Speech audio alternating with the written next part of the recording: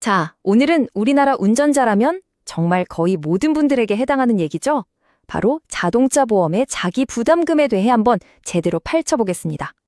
그런데요, 한 전문가가 우리나라의 이 자기부담금 제도를 두고, 정말 강한 표현을 썼습니다. 전 세계 어디에서도 볼 수 없는 기형적인 제도다. 이렇게까지 얘기했거든요. 도대체 왜 이런 말이 나온 걸까요? 네, 바로 중앙대학교 허연 명예 교수님의 말씀인데요. 이 주장을 보면요, 2011년에 도입된 지금의 이 제도에 뭔가 근본적으로 잘못된 게 있다는 거잖아요. 좋습니다. 과연 뭐가 문제인지 지금부터 저랑 같이 하나씩 짚어보시죠. 자, 근데 이 문제를 제대로 이해하려면요, 일단 자기부담금이라는데 도대체 왜 있는지 그 근본적인 목적부터 알아야 합니다. 이게 사실은요, 아주 중요한 두 가지 역할을 하거든요.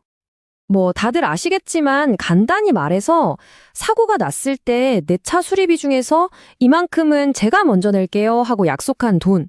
바로 그게 자기부담금이죠.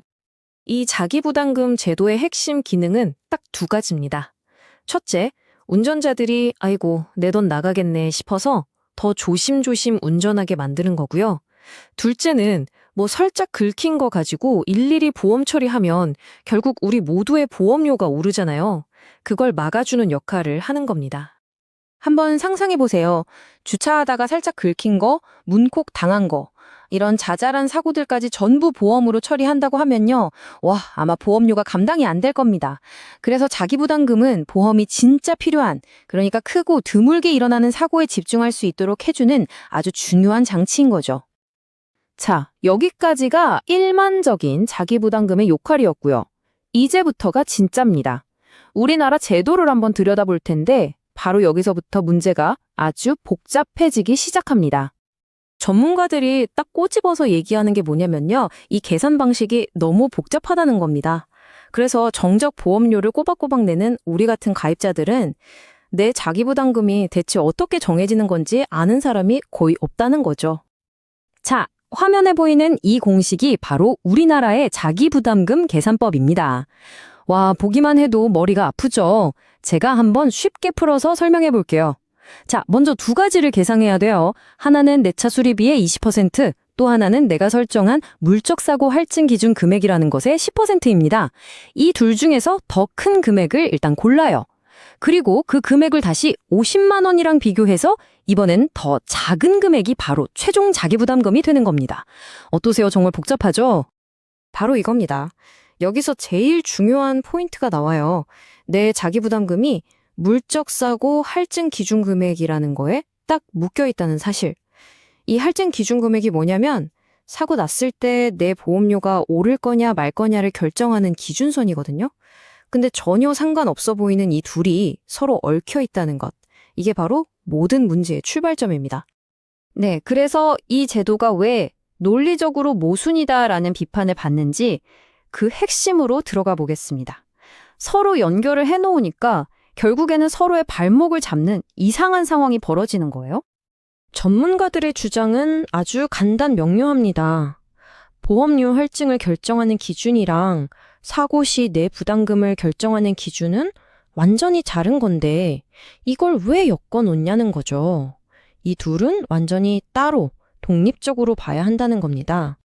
바로 이 지점에서 이 제도의 결정적인 모순이 드러납니다. 한번 보세요. 물적사고 할증 기준 금액을 높게 설정하면 어떻게 될까요? 운전자는 이 정도 사고는 할증 안 붙네 하면서 운전을 좀 덜 조심하게 될 수 있겠죠? 그럼 보험료 인상 요인이 생기는 거고요.